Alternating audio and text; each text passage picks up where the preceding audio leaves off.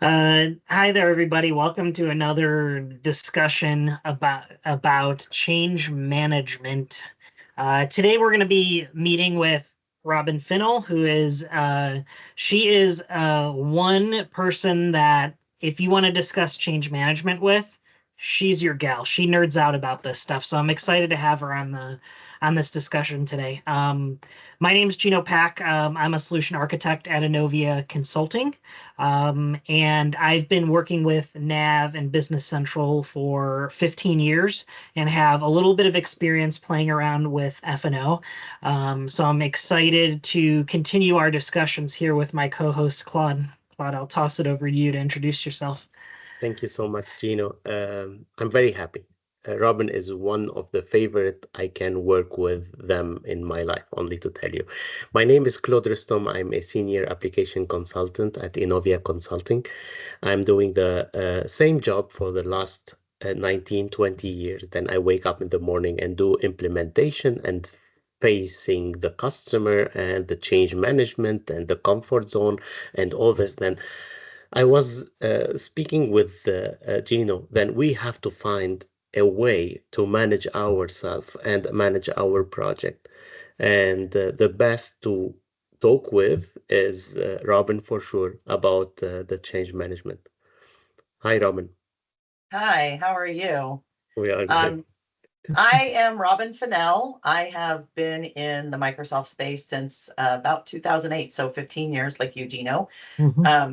Also, mostly in Nav and Business Central, but I also did a 3-year stint in F&O, so I am familiar with that as well. And I am ProSci certified as an advanced change management practitioner. And I do nerd out about change management, so I'm happy to be here. Thanks. Usually, change management is in everything, not only in software implementation, correct?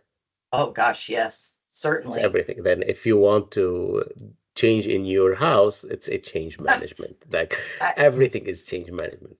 yeah, I use it on my kids a lot, and they know what I'm doing too, and they'll be like, "Stop doing that! I know what you're doing." So yes, yeah, you can use it anywhere. Today our scope is to talk about Microsoft Dynamics business application implementation and how to manage the implementation of these softwares on two scales, on small and medium scales, like Business Central implementation, correct, Gino? And on a bigger scale is the FNO implementation. What's the difference, Robin? Then how can we manage each scale of project? Is it the same, or we need we have changes, or we have differences? I mean, ultimately, when you're talking about an ERP project, which is basically what either of those are, it's going to be a larger scale project, right? You're going to apply the same principles to that you would apply on a smaller scale, because ultimately, when you talk about change management, you're trying to get the business that you're working with to change what they're doing from current state to future state, right? But a business doesn't change at a business level specifically. Change is managed at an individual level. So in order to get an entire company to change what they're doing, you have to get the individuals who are doing the job to each change. Yeah. Right. So ultimately, whether it's Business Central, F&O, the way truckers park their trucks in a parking lot, changing the outlay of your office, right? Your floor diagram, they're all changes. So you have to change at the individual level to make the larger change successful. Perfect. But again, like usually we have a structure in a company. Then to have an implementation and to have an implementation of a big software or any other softwares, what is the structure to assure that the change management is implemented also correctly? Then do we have any structure, or how can we? Yeah. Yeah. Yeah, you Can you should tell us absolutely about have. this structure? Anytime you're looking at change of that magnitude, you should absolutely have a structured change management approach, right? There are ultimately two sides to any project. There's your technical side. Mhm. That's your project manager who manages the implementation, the tasks, the timeline, etc. And then you have the change management side. So technical side, people side, right? And that people side is kind of that touchy feely, warm, fuzzy side that you have to Mhm. do. You have to make everybody comfortable about why you're making the change. And sometimes that absolutely comes down to specific individuals within certain work areas. So having a clear plan and understanding who your resistors are, um, all of those things, how to communicate to them, how it's impacting them. Those are all things that you want to consider when you go into the project. Okay. Then how do you ensure that all stakeholders are aligned during the change management process? Well, it takes a little bit of work. Like, a company doesn't just start one day and say, hey, we're going to implement an ERP, right? They don't. It's sometimes months of planning before you ever get to that stage where you kick your project off. I think when you start talking about ERP and implementing a project, you should also start talking about change management. They go hand in hand. So as you're working your way through your discovery, you start looking into different ERPs that you might want to implement, right? Do I want to use Microsoft? Do I want to use a different type of ERP?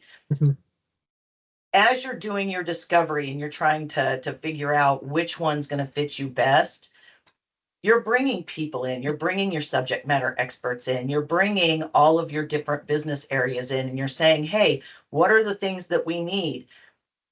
Where are the areas we need to look at, right? So I think your change management starts at that point, including the people who are doing the work in the decisions up front is part of your change management strategy. You need to look at how it's going to affect them, how it's going to impact their job, how it's going to impact how they do their work, and start from the very beginning. Gino, during your implementation of FNO, how did you work on your stakeholders to assure the change management? Because I think they were on another software, correct? And they implemented FNO. Yes, that's correct. The implementation I was just on, the organization was on a 20 plus heavily customized ERP system that, they took the approach of let's tailor the system to our unique business processes, or let's tailor our technology to our individual, our business's unique requirements. And they were a distribution company, so there's nothing terribly unique about them, but they made the software do what they wanted it to do. Now, the approach that we decided to take with the F&O implementation was, okay, we're changing our processes to match what F&O does so we don't build this technical debt that we had in our previous system. That right there is a message for a large amount of change management because you're really changing the way the organization now has to think about implementing change. It's not, it's not, I want the system to do this, and then some development gets done, and now the system is doing it. It's more like, I want to do this.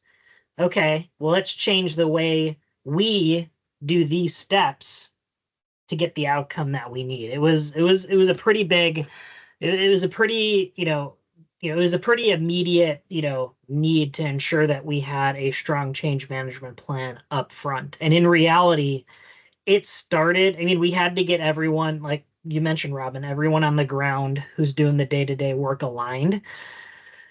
But it really started with the leadership and ensuring that all of the executives within the organization were clear with the path that we wanted to take with this project.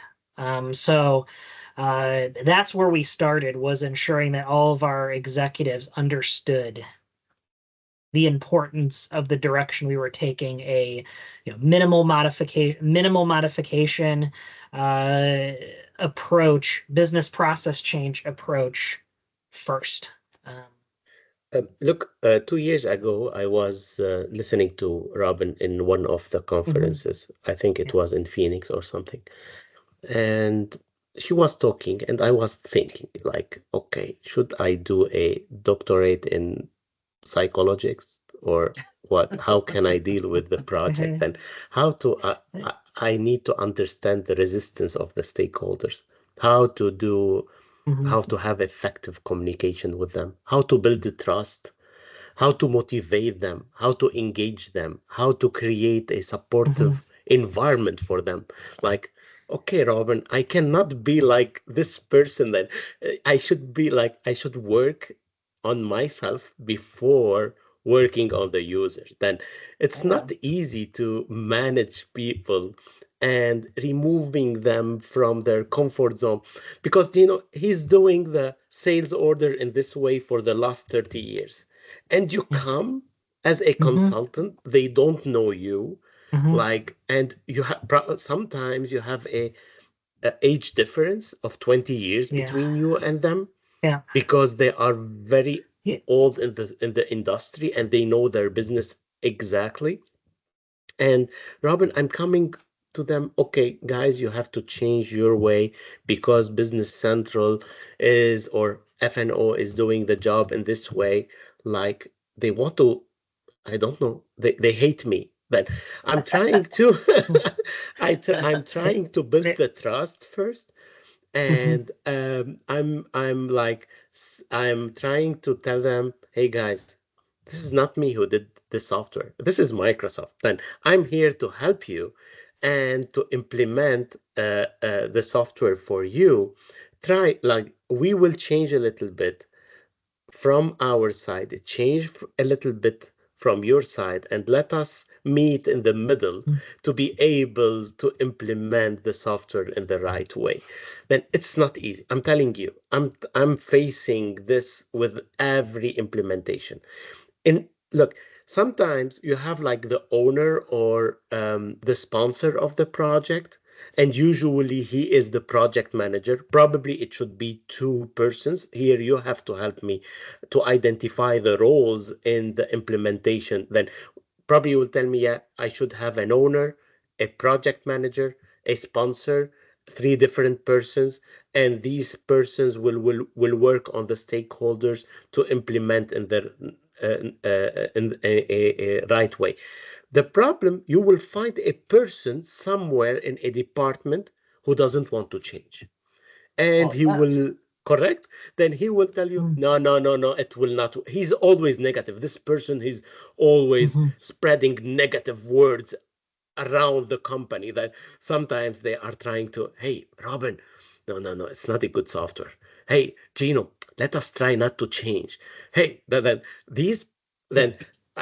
I join a meeting and see negative people, like, okay, I have my word also, I have my problems. Like, it's like, it's not easy, correct? Yeah, so I think resistance is normal. Okay. You should 100% always expect that there is going to be resistance on a project.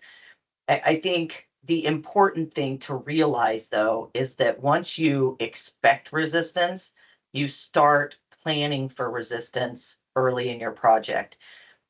On the project, you're gonna specifically say, like, who are your resistors? Who are the people that you know are going to be opposed to this project? Let's go have a conversation with them first, right? Sit down. And I don't think start with, hey, this is what we're doing and this is why. I think you need to start with, hey, can you tell me a little bit about your processes? Let's walk through some of those and let's figure out if there's an easier way to do that out of the box with the software, and show them that it'll work, right? Yeah. And then go, tell me what you think about that.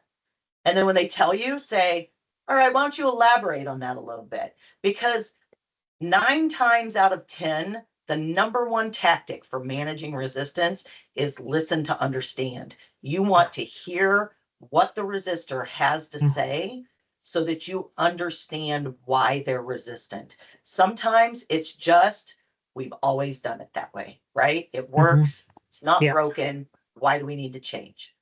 Yeah.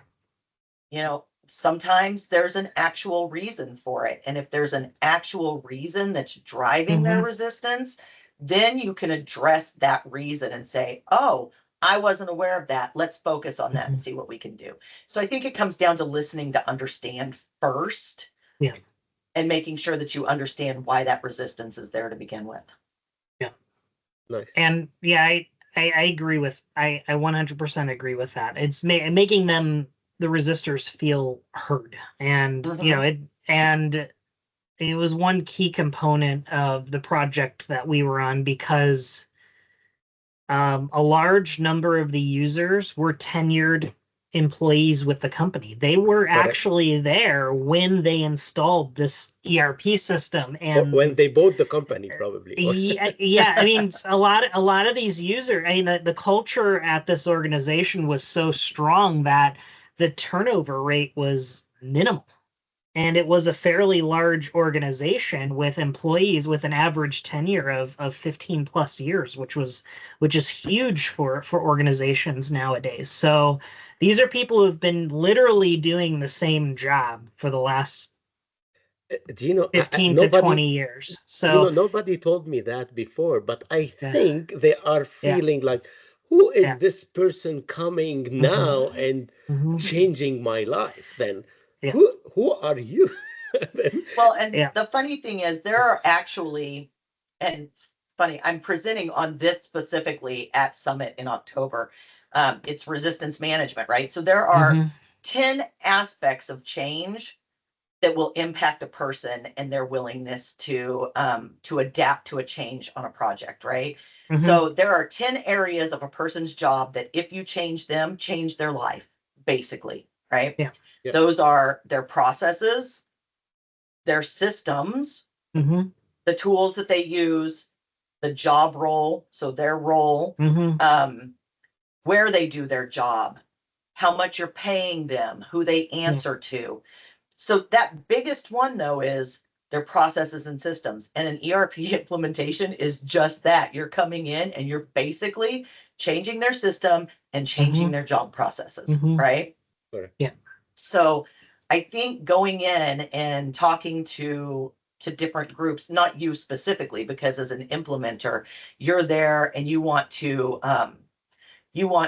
practice good change management on your end. But I think that the company that you're helping needs to be aware that change management is important and make sure that there's somebody who goes and talks to the different groups who are impacted by the implementation, asks them about those impacts, finds out about their resistors, who are the resistors, and then those are the people basically you need to put on the project, right? Because you need to have them as a part of that project so that they're owning a portion of it. Yeah. Do we have any tool that help in that help manage the change management in a software implementation? Do we have any tools? Well, I mean, there are a lot of different things that you can do, right? You can come up with communication plans. So when you structure your change management, you want to have things like a sponsorship plan. You want to know who your sponsors are, and you want to make sure that you're building out what you need from them, because most of the time your executives are busy, right? They're in a lot of meetings, they're busy all the time.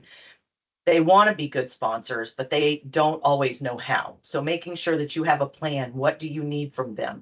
Do you need them to present information? Do you need them to have a company meeting and present a message to people? Yep. There are communication plans. How do you want to communicate? There are two types of messages, right? There's a business message and a personal message. So a business message is something about the business overall. Why is the business making this change? Why is it important for the business to make this change? That needs to come from somebody in leadership, like a sponsor needs to deliver that particular message.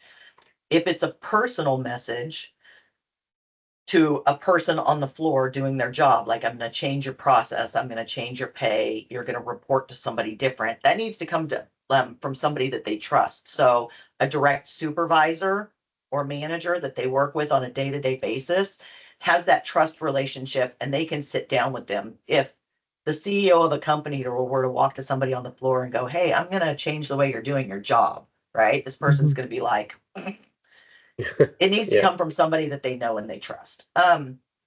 So breaking down those messages, what kind of message you need to send, who the audience is, and then who needs to present that message, right? So you need to know what you need to communicate. And then depending on that type of message, who's going to hear it and who's the best person to give that message. Okay. I think having the communication plan, sponsorship plan, there are tools available. Because I need to ask you about these tools, because 2 years ago you showed us something like, it was probably Excel, and you put some variables, and ongoing with the project, it will give you the success percentage of the project. And as I remember, it was like only for consultants, like you, change management consultants, to follow, and these tools will measure the success of the software and the initiative and all these points, as I remember it. Sorry, I saw it one time. Then for that, I'm asking about that. So again, I am certified by ProSci, which is one methodology of change management, and there are many. And for real, I love ProSci and I love the ADKAR method. I am truly change management agnostic, though, right? I feel like any change management is better than no change management. Yeah. If you're interested, ProSci is a great process. It's a great method. They've got a great tool set. They do have a certification path that you can take, but there are lots of ones that have that, right? So again, it's not me trying to sell that at all. But there are tools available. You can go and search online for different things. Yep. Gino? I have one, did you have any more on this topic, Claude? Because I have one other topic I wanted to bring up really fast that I'm pretty passionate about. I was going to ask a question, because we were talking about change management internally in the company. Then you have the owner, then they are all employees of the company or management of the company. My question, Robin, do you think if I'm a company, I need to implement today an ERP, can I recruit a consultant in change management helping the users, or it should be always internally managed? Well, I think that's a double-edged sword, right? Somebody internal is going to know your processes and your people better. And I think that your project members and the end users are going to be more comfortable with somebody who's internal. However, the flip side of that is not all companies are change management ready. Most companies are like, what's change management? We don't need that. And you have a project manager who comes in and goes, oh, you absolutely do. But they don't have any they don't have anybody within the company who's capable of leading change management, no experience with it. And I think having a consultant come in at that point is absolutely going to be better than zero change management at all, right? Yep. And there are a lot of people who that's all they do. They just come in and consult on change management on projects, and they're successful. So, yeah. Yeah, Gino. One piece that I want to talk about really quickly, we touched on this when we were prepping for the session, but I really want to take a second to talk about the role of leadership and the importance of a project sponsor in change management. Because I do feel that, in all the projects, I've been doing this for 15 years. And out of all the projects that I've been on, if there is a lack of alignment from leadership, if there's a lack of a consistent message from a project sponsor, the project is typically not successful because an inconsistent message is then going to stream down to all of the users that are mainly affected by the change. So, I mean, we can plan for as much resistance as we want, but if they're not getting a consistent message from the top, I've run into issues where, it just causes certain resistors to resist more. So what are your thoughts, Robin, on the importance of leadership as well as sponsorship and change management? Yeah, it's funny. When I was vetting out change management certification and which direction I wanted to go, one of the reasons that I picked ProSci is they've been in business for like 25 years, and they actually didn't start as a change management company so much as a research company.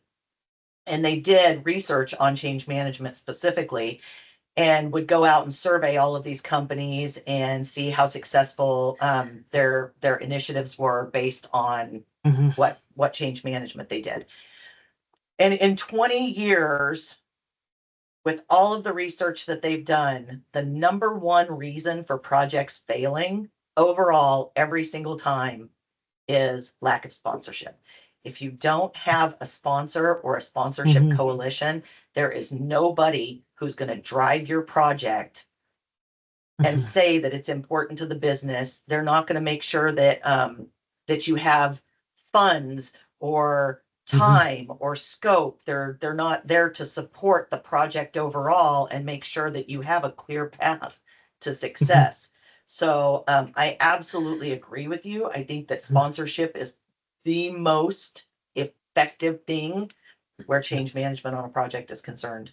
So is there a difference in your eyes between project sponsorship and leadership alignment between a organization that has a smaller number of employees, and it may be more of like a straight line type of flow chart where, it's the owner and then all of the managers, report to the owner, versus a business that's a little bit more segmented where you have operations heading down one direction with their sub departments and finance heading down another direction with their, do you see a difference in how the sponsorship role operates? I think ultimately you need to have one or two sponsors who drive the project, right? They need to be the owner overall. Now you're gonna have your project manager, and that's fine, but you need to have somebody who owns that sponsorship. Okay. I have seen it be two executives. I have seen it be one. I have seen it be a coalition of sponsors. And by coalition, I mean, let's say on the F&O implementation that I have done in the past, right? We had two, and that was the CFO and the VP of Ops. They were the sponsors for the F&O implementation. Yeah. Because it affected both finance and operations. So they co-sponsored this project. But they ultimately, because it touches every piece of the business, had to go out and build what we call that coalition of sponsors, right? They had to talk to the other leadership positions and say, this is what we're doing. This is what we're trying to accomplish. This is why it's important to the business, and this is how it affects you. And I need to make sure you're on board.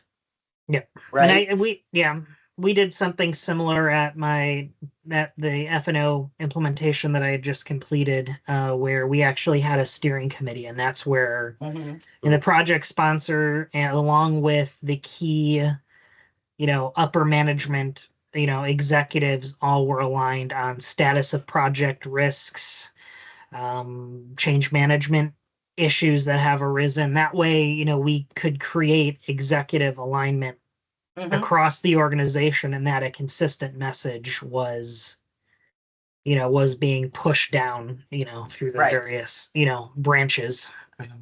And I think, the flip side of that is when you have Mhm. smaller companies or companies that have like that one siloed, kind of one owner of a company, and then you have managers and then people below them. Yeah. I think that owner still needs to be your sponsor. But when you start talking about like middle management, Mhm. realistically, middle managers are the most resistant people in an entire company. And there's a reason for that, right? Because we say change happens at an individual level. So that manager is a person who has to buy into the change, but they also have to turn Mhm. around and lead their people through change as well. Yeah. So Mhm. they're kind of pulling double duty, right? So you need to make Right. sure if you're in that type of business that you're focusing on those managers and you're saying why this is important and bringing them along, because nothing's going to tank a project faster than a middle manager who's like, oh yeah, I'm on board, and then goes to their people and like, this is ridiculous. I have no idea why we're doing this. Because now you're creating resistance in an entire department or area of the business. And it's, it's important. So Yeah. Uh, Agreed. can I ask one question for you both? Then, if we need to give 3 words, like 3 hashtag, Gino, to describe change management or how to deal with the users for the change management, can you give me 3 words? Or Robin, then, can we have 3 words, 3 keys, you want if to you go want? first, Gino? Yes. Let's hear your What? three. What? Look, let us begin by Robin. Oh, begin with me. Yeah, I think listen to understand would be one. understand. Absolutely. Yep. Okay. Listen to Listen. understand. Okay. I think sponsorship Okay. definitely is a good one. And communication is key. Communication. Yeah. Yeah. Okay. Yeah. Gino, So my 3, they're just you words. They cannot weren't give phrases. you cannot give us the same, okay? No. But that's what I was gonna. Literally, they were all listen, communicate, and understand were the 3 things that I had. But Yeah, okay. then like for me, because you Hmm. talk about understanding, listening, Yeah. and Yeah. communicating, I Yeah. will give trust, because you have to build trust with the Trust. users. Trust is a good one. I have to Yeah, agree. for Hmm. example, motivations. Like Robin talk about Hmm. communicate and Hmm. try Yeah. to motivate and listen. Then it's a one word here, and Yeah. building. You will ask me what is building? Building a an environment, a healthy environment Yeah. for the implementation, because we were talking about one person. He doesn't want to change, he will affect all the others. Like building an environment, preparing this environment. Robin, you were talking about, let us prepare the team 1 month before Hmm. the implementation. Don't jump directly to the implementation. Hmm. Prepare your team, discuss Mhm. with them, communicate with them, listen to them. All this is Yeah. doing a good implementation for a software and manage the change. Before we finish our, or we end our discussion today, Gino, can you give us like a funny story about an implementation you did where you faced a problem? Oh, that's a good one. We can begin by Robin if you want.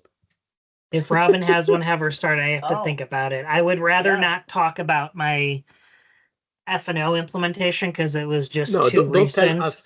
Don't tell us names. Don't tell us So companies. I will tell you uh, about go ahead. one, and I believe I shared this actually when I presented in Phoenix. There was a specific individual on an implementation that I was on.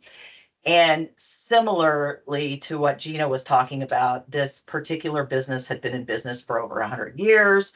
A lot of the people Mhm. have been there for 20, 30 years, and this particular person had been there a long time. There had been 2 previous ERP implementations that had not gone well. So poor change history within the company overall. And this person had been doing their job a certain way for 27 years, right? And we brought him in, and he was like, this isn't going to work. It's going to be just as bad as the last 2 times we've done it. It didn't work the first time. It didn't work the second time. It's not going to work this time. It's going to be horrible. Yeah. Now, it's an F&O implementation, right? So it goes for a long time. It was not a short one. Yeah. Right. And over the time, every meeting that we brought this person into as a subject matter expert, I don't know why you're looking to do it that way. It's not going to work. So bring him in on the next meeting. This is how we're going to do this. I don't know why we're doing it that way. It's not going to work.